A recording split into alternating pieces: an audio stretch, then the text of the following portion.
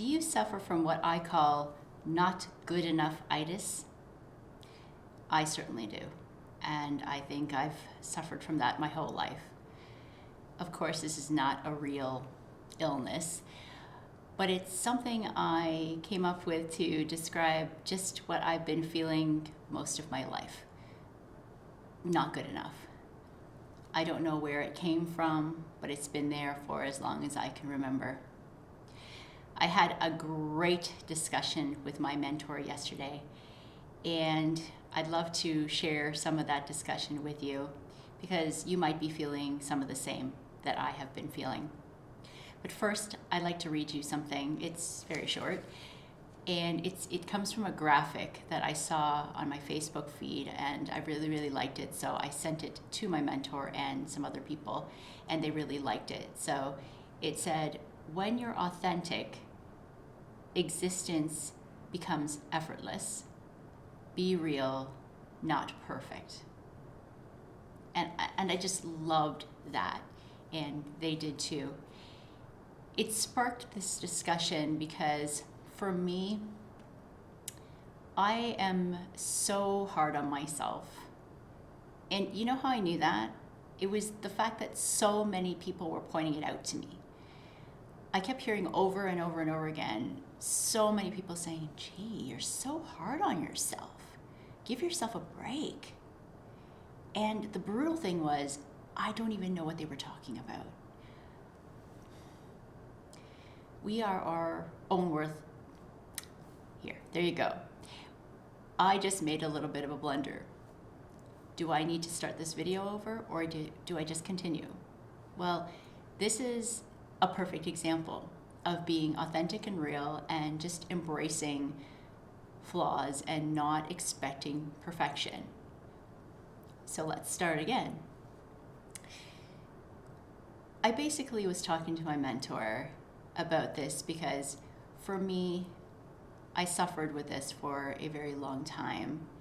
And we started talking about being perfect and what that means, and it's so unattainable. It's such high expectations we put on ourselves that are incredibly unrealistic. And in order to achieve those things, well, frankly, it's impossible. I like what I was told last year. Someone said to me, did you do your best with the resources you had at the time? And if I said yes to that, what better can I do than my best? Really, we could just learn from our mistakes and not try to repeat them. Do better, progress, improve, be a better version of ourselves. You know, the old me probably would have said, okay, I had to stop the tape right there and do it over again when I just made that blunder. But you know what? I'm taking a bit of a risk today. Not a risk that's detrimental for any reason, but a risk for me. Because part of feeling safe would have been, no, I can't keep a mistake in that video. That's just awful.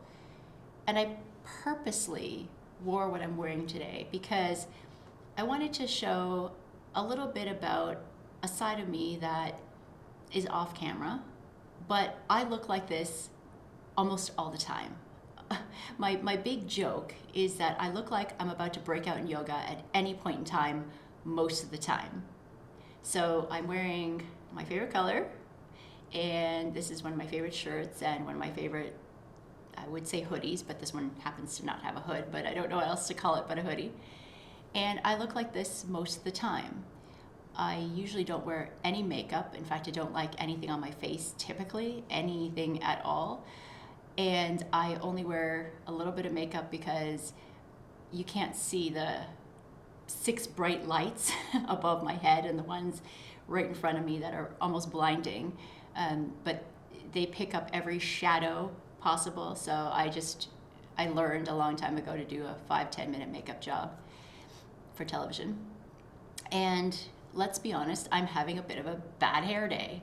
I don't like any product in my hair either, and it is Canadian winter in February, and It is extremely dry, so dry that it's been snowing this morning, and we're expecting 10 to 15 centimeters of snow. So that dry weather, I had hair like everywhere, like little flyaways everywhere. I've actually tried to wet this down as much as possible to get it down. And again, the old me would have been so much more self-conscious about it. And now I'm just trying to keep it real. Let's just keep it real.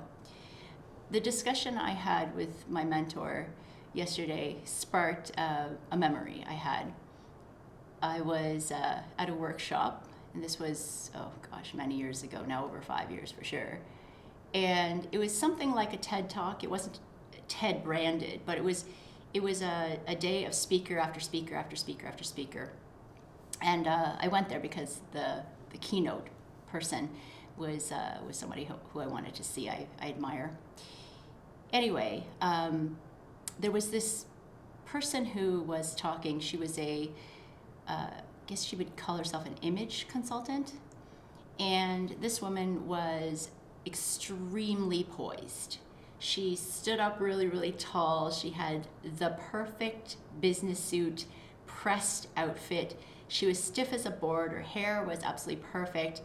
And you could tell that she was somebody who probably took forever to make a speech and practice and practice and practice and memorized it, because it was so robotic, so structured, so perfect.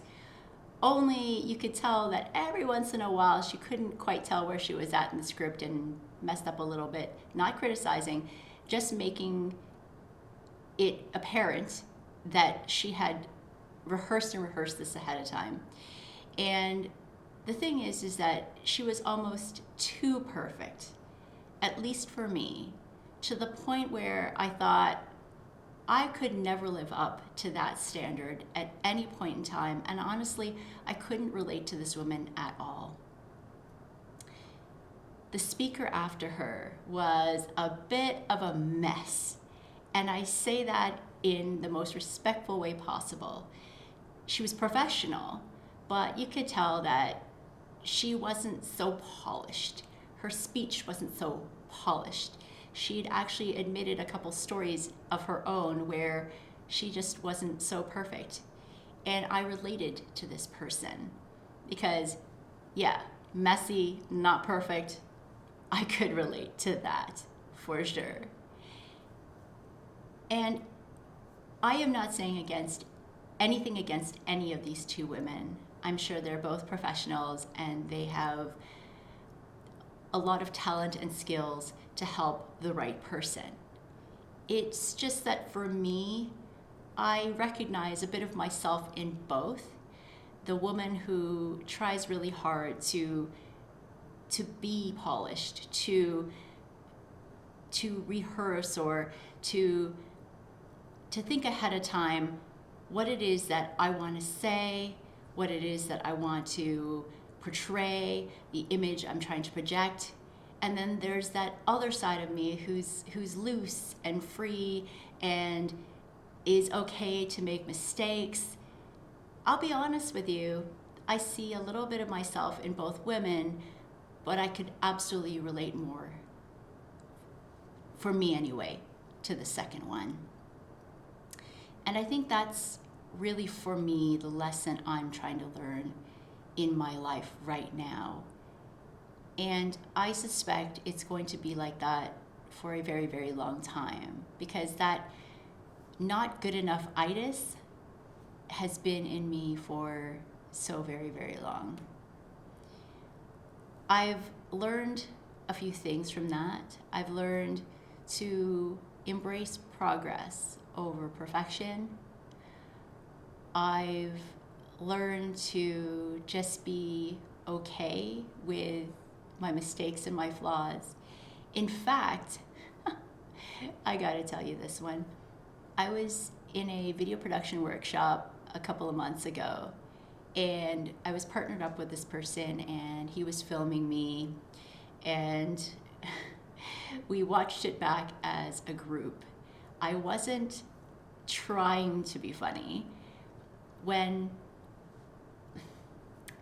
when the instructor said, okay, I'm going to now do the camera work, and I was the guinea pig, I was the subject, and she asked me some questions, and I kind of gave a little bit of a smart, sarcastic answer, not trying to be funny at all. I was just being myself, and everybody in the room laughed.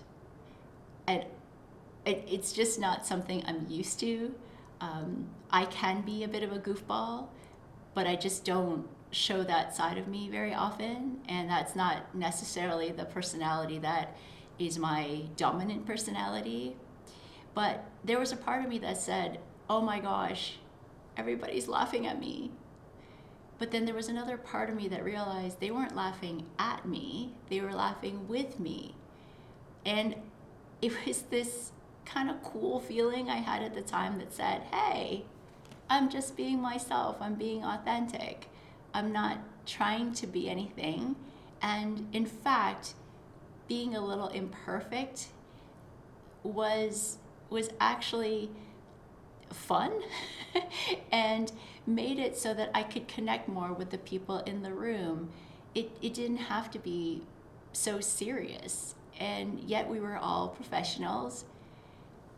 I've learned over time to kind of embrace this a little bit more and more, and realize that being flawed is not only human and part of our humanness, but allows us to be vulnerable and genuine and honest. It allows for some opportunity for self-acceptance and self-love and self-compassion, and an opportunity for other people to see the real us and allow other people to open up to allow for their own flaws, their own mistakes, their own insecurities, so that we can actually connect more and better. At the end of this discussion yesterday with my mentor, I thanked her. I thanked her for the reminder. And I'd love to share with you my favorite quote in the world that is from my favorite playwright in the world, my favorite writer in the world. I'm a bit of a nerd. I have this man's poster in my room, right by my bed. And that person is William Shakespeare. My favorite line of all time is, "To thine own self be true." Today, I feel that no truer words have been spoken. It's something that I have been working on for a very long time, discovering who I am. And the longer I live and the longer I am on this journey and explore who I am, the more and more I find out about myself. And I invite you as well to discover those things about you that make you unique, that make you you, that make you authentic.